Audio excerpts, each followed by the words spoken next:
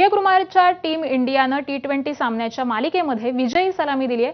Team इंडियानं न्यूझीलंडच्या विरुद्धच्या टी20 सामन्यामध्ये 48 धावांनी न्यूझीलंडचा पराभव केलाय। न्यूझीलंडच्या मायकल फिलिप्स वगळता एकाही फलंदाजाला मोठी धावसंख्याही उभारता आली नाही।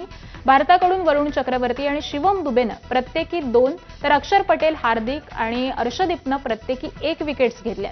त्याआधी प्रथम फलंदाजी करणाऱ्या टीम इंडियाच्या फलंदाजांनी न्यूझीलंडच्या गोलंदाजीला अक्षरशः झोडपून काढलंय।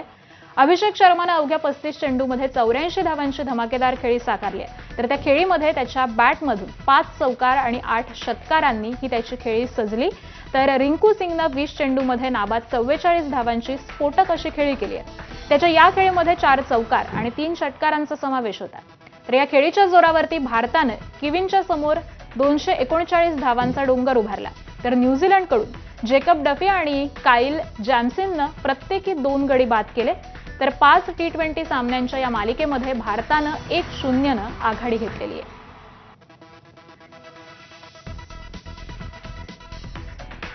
आणि या बातमीसह या बुलेटिनमध्ये वेळ झाली इथेच थांबण्याची।